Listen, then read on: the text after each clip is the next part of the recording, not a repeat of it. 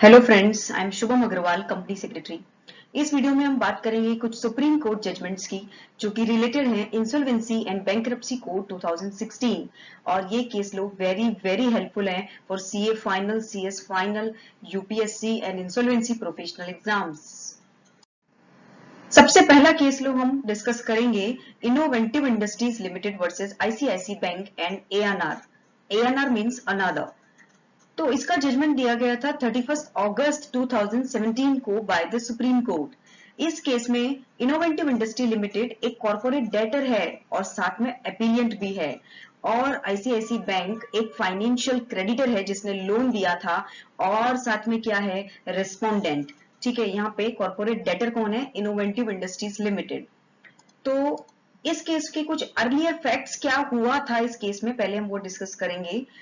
तो इस केस में कॉर्पोरेट डेटर ने पैसा नहीं चुकाया। ये जो मेरे पॉइंट नंबर 1 में लिखा हुआ है, कॉर्पोरेट डेटर ने डिफॉल्ट किया payment of debts which is availed from ICICI. उसने कुछ पैसा लिया था, किससे? आईसीआईसी बैंक से। फाइनेंशियल क्रेडिटर ने उसके खिलाफ क्या फाइल कर दी? सीआईआरपी एप्लीकेशन एनसीएलटी में। कहां पे फाइल कर दी? CIRP application. तो एपीलियंट जो कौन है इस केस में? Corporate debtor. उसने क्या कहा जवाब में? उसके कंटेंशन सुनिए। कंटेंशन उसने दिए point number A B C D E, इन सभी पॉइंट्स में उसने अपने कंटेंशंस दिए हैं। तो एपीलियंट ने ये कहा कि मेरा तो कोई डेप्ट बाकी नहीं है। अपीलेंट ने ऐसा बोला कि देयर वाज नो डेप्ट legally due is as much. ऐसा उसने क्यों बोला? उसने कहा कि देखो, महाराष्ट्र गवर्नमेंट ने दो नोटिफिकेशन इशू किए हैं, एक तो 22 जुलाई को, एक 18 जुलाई 2016 को। किसने इशू किए हैं और कौन से एक्ट में? महाराष्ट्र स्टेट गवर्नमेंट ने इशू किए हैं। कौन से एक्ट में? महाराष्ट्र रिलीफ अंडरटेकिंग एक्ट 1958 में। और उस नोटिफिकेशन में क्या कहा गया? देखिए, फर्स्ट नोटिफिकेशन और यह सेकंड नोटिफिकेशन। फर्स्ट नोटिफिकेशन में क्या कहा? अपीलेंट ने क्या कहा कि महाराष्ट्र गवर्नमेंट ये कहती है कि मेरी जितनी भी लाइबिलिटीज हैं और जो सामने वाले की रेमेडीज हैं उसे सस्पेंड कर दिया गया है। क्या कर दिया गया है? टेम्परेली सस्पेंड कर दिया गया है, ऐसा 1 ईयर के लिए। ऐसा फर्स्ट नोटिफिकेशन में उसने बताया।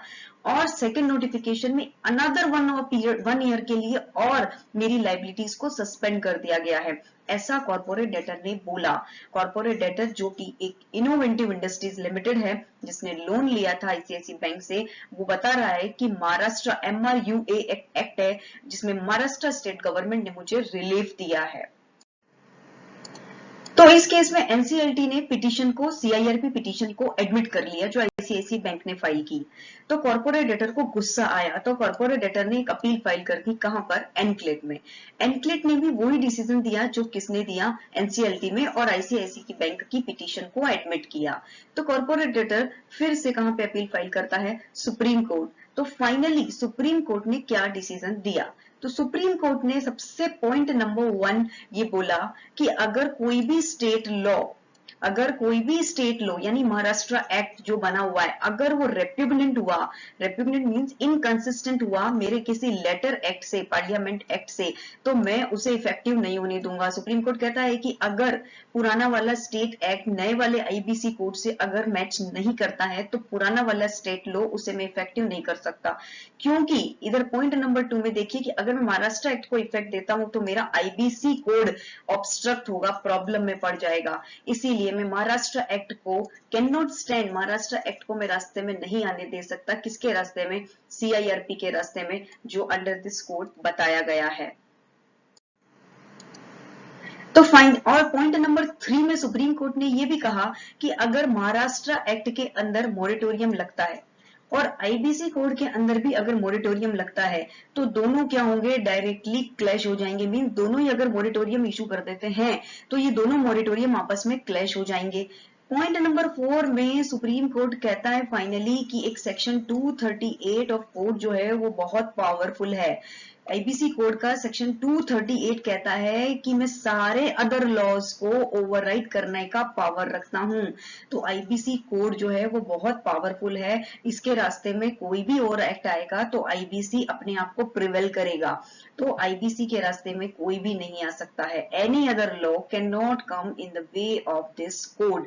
तो फाइनली महाराष्ट्र एक्ट का जो नोटिफिकेशन था उसे कैंसिल करके आईबीसी कोड की पिटीशन जो है सीआईआरपी एप्लीकेशन को एक्सेप्ट किया गया, क्योंकि सेक्शन 238 ओवरराइड करता है सारे लॉस को। Case number 2, Mobilox Innovations Private Limited versus Kirusha Softwares Private Limited. Judgment is given on 21st September 2017 by the Supreme Court. इस केस में मोबिलॉक्स इनोवेशंस प्राइवेट लिमिटेड एक कॉर्पोरेट डेटर है जो कि अपीलेंट भी है, और किरूशा सॉफ्टवेयर प्राइवेट लिमिटेड एक ऑपरेशनल क्रेडिटर है जो कि रेस्पोंडेंट है। तो सुप्रीम कोर्ट में कौन गया? कॉर्पोरेट डेटर गया जो कि अपीलेंट है। तो इस केस में क्या हुआ, कुछ फैक्ट्स हम देखते हैं। तो appellant was engaged in a TV programme. Appellant यानी मोबिलॉक्स जो था वो एक टीवी प्रोग्राम चलाता था, किस नाम से? नच बलिए, जो टेलीफोनिक वोटिंग वगैरह करता था। और अपीलेंट ने साथ में पॉइंट नंबर 2 में अपीलेंट ने एक नॉन डिस्क्लोजर एग्रीमेंट किया एक ऑपरेशनल क्रेडिटर के साथ जो कि किरूशा सॉफ्टवेयर है। तो अपीलेंट ने एक नॉन डिस्क्लोजर एग्रीमेंट किया, उसके अंदर बहुत सारी टर्म्स एंड कंडीशन फिक्स की कि हम दोनों इसको नहीं तोड़ेंगे। तो जो ऑपरेशनल क्रेडिटर था उसने कुछ सर्विसेज दी, तो उसने अपने इनवॉइसेस भेजे, उसने कुछ इनवॉइसेस सेंड किए कि मैंने कुछ आपको सर्विसेज दी है तो मैं आपको इनवॉइसेस भेज रहा हूं, तो आप मुझे पेमेंट कर देना। तो पॉइंट नंबर 4 में कॉर्पोरेट डेटर ने उस पेमेंट को विदहेल्ड कर दिया, मींस पेमेंट नहीं दिया। ठीक है, ऑन द ग्राउंड दैट, किस ग्राउंड पे पेमेंट नहीं दिया? कि तुमने तो एनडीए की जो टर्म्स एंड कंडीशंस है उन्हें ब्रीच किया है। ऐसा किसने बोला? मोबिलॉक्स ने। तो पैसा उसने दिया नहीं, पैसा वो खा गया। और उसने इस ग्राउंड पे नहीं दिया कि तुमने तो जो हम दोनों के बीच नॉन डिस्क्लोजर एग्रीमेंट हुआ था ना, उसकी टर्म्स एंड कंडीशंस को ब्रीच किया है, तो अपन दोनों के बीच में तो डिस्प्यूट हो रहा है अभी। तो पॉइंट नंबर 5 में ऑपरेशनल क्रेडिटर ने उसे डिमांड नोटिस भेजा कि देखो मेरा इतना पैसा बाकी है तो आप मुझे पैसा दे दो। तो रिप्लाई क्या मिला? तो reply given that there was a bona fide and serious dispute between the parties. तो वो ये कह रहा है कि देखो अभी अपन दोनों के बीच में डिस्प्यूट चल रहा है, तो अभी सीआईआरपी भी नहीं हो सकती है, तो अभी ये कुछ भी नहीं हो सकता है। तो पॉइंट नंबर 6 में रेस्पोंडेंट यानी कि ऑपरेशनल क्रेडिटर ने एनसीएलटी में क्या फाइल कर दी? पिटीशन। तो पॉइंट नंबर 7 में एनसीएलटी ने पिटीशन को रिजेक्ट कर दिया, क्योंकि अभी तो क्या चल रहा है? डिस्प्यूट पेंडिंग चल रहा है। तो पॉइंट नंबर 8 में जो रेस्पोंडेंट था उसने कहां पे फाइल कर दी? एनक्लेट में अपील फाइल कर दी। तो एनक्लेट ने किरूशा की अपील को अलाउ कर दिया, ऑपरेशनल क्रेडिटर्स की अपील को अलाउ कर दिया। और क्या कहा साथ में? देखिए, एनक्लेट ने कहा कि डेप्ट is demanded by operational creditor. Operational creditor तो अपना पैसा मांग रहा है ना, एनडीए का इसमें बीच में कोई लेना देना नहीं है, वो तो अपना सर्विसेज के बदले में अपना पैसा मांग रहा है। तो उसकी अपील को अलाउ कर दिया। तो मोबिलॉक्स यानी जो कॉर्पोरेट डेटर था उसने सुप्रीम कोर्ट में अपील फाइल कर दी कि नहीं, मैं तो पैसा नहीं दूंगा। तो सुप्रीम कोर्ट ने क्या जजमेंट दिया?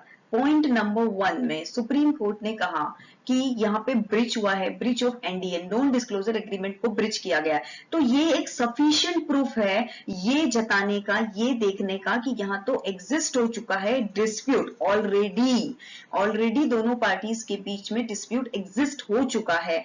तो सीआईआरपी एप्लीकेशन फाइल करने से पहले ही एग्जिस्टेड है, तो ये सीआईआरपी एप्लीकेशन को इनवैलिडेट कर देगा। तो सुप्रीम कोर्ट ने कहा कि अगर डिस्प्यूट एग्जिस्ट हो चुका है तो सीआईआरपी की एप्लीकेशन फाइल नहीं हो सकती।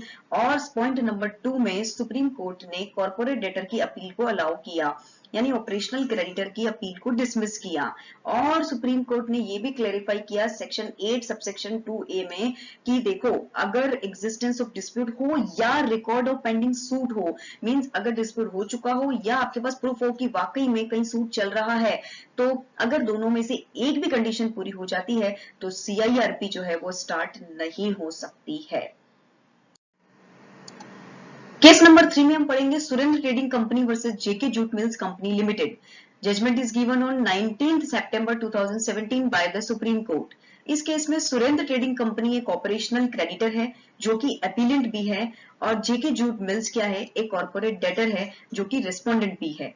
तो पॉइंट नंबर 1 में ऑपरेशनल क्रेडिटर ने उसका कुछ पैसा बाकी था 17 लाख का समथिंग, तो उसने एक एप्लीकेशन फाइल की थी। हम कुछ अर्लियर फैक्ट्स पढ़ रहे हैं कि ऑपरेशनल क्रेडिटर ने अपना पैसा वसूल करने के लिए एनसीएलटी में एक एप्लीकेशन फाइल की, एक पिटीशन फाइल की।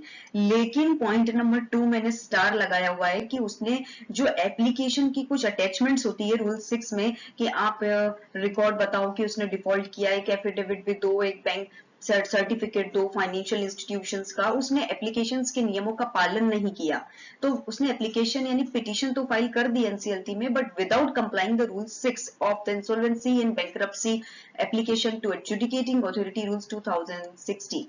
सो defect found in the application, तो एप्लीकेशन उसकी डिफेक्टिव हो गई। उसको एनसीएलटी ने 7 डेज का टाइम दिया कि आप उन डिफेक्ट्स को रेक्टिफाई कर दो, बट सुरेंद्र ट्रेडिंग कंपनी ने उन डिफेक्ट्स को रेक्टिफाई नहीं किया। तो एनक्लेट ने इसमें क्या डिसीजन दिया? एनक्लेट ने कहा कि देखो हम तो तुम्हें 7 डेज दे रहे हैं, ठीक है, 7 डेज टाइम पीरियड, इससे ज्यादा हम नहीं देंगे, क्योंकि defects in the application is mandatory, मतलब कि ये कह रहा है कि 7 डेज टाइम जो है वो मैंडेटरी पीरियड होता है, इससे ज्यादा पीरियड हम नहीं दे सकते, और एक्सटेंशन तो हम बिल्कुल भी नहीं दे सकते।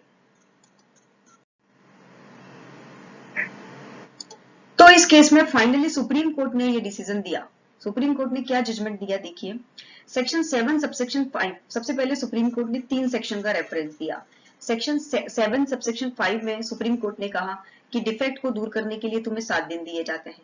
सेक्शन 9 सबसेक्शन 5 में एडजुडिकेटिंग अथॉरिटी को ऑपरेशनल क्रेडिटर की एप्लीकेशन को एडमिट और रिजेक्ट करने के लिए 14 डेज दिए जाते हैं। सेक्शन 10 सबसेक्शन 4 में कॉर्पोरेट एप्लीकेंट की एप्लीकेशन को एडमिट और रिजेक्ट करने के लिए भी 14 डेज दिए जाते हैं। तो जितना भी टाइम पीरियड आईबीसी कोड में दिया गया है, सुप्रीम कोर्ट ने क्या कहा कि ये सब डिस्क्रिशनरी पावर्स हैं, कोई मैंडेटरी नहीं है। अगर वेरी वेरी इंपॉर्टेंट, अगर सामने वाला एप्लीकेशन दे राइटिंग में कोर्ट को और सफिशिएंट कोज दे, तो कोर्ट के पास पावर है कि वो उस टाइम पीरियड को एक्सटेंड कर सकते हैं। मतलब ये मैंडेटरी नहीं है कि केवल 7 डेज ही मिलेंगे। तो एनक्लेट के डिसीजन को सुप्रीम कोर्ट ने ओवररूल कर दिया और कहा, सुप्रीम कोर्ट ने ओवररूल करके ये कहा कि ये मैंडेटरी नहीं होता है टाइम पीरियड, अगर सफिशिएंट कोज होते हैं तो हम टाइम पीरियड को एक्सटेंड कर सकते हैं। तो ये था हमारा case number 3, Surendra trading company versus JK jute mills company limited. तो आज के इस वीडियो में इतना ही। नेक्स्ट वीडियो में हम और मिलेंगे नए केस लॉस के साथ। Thank you very much.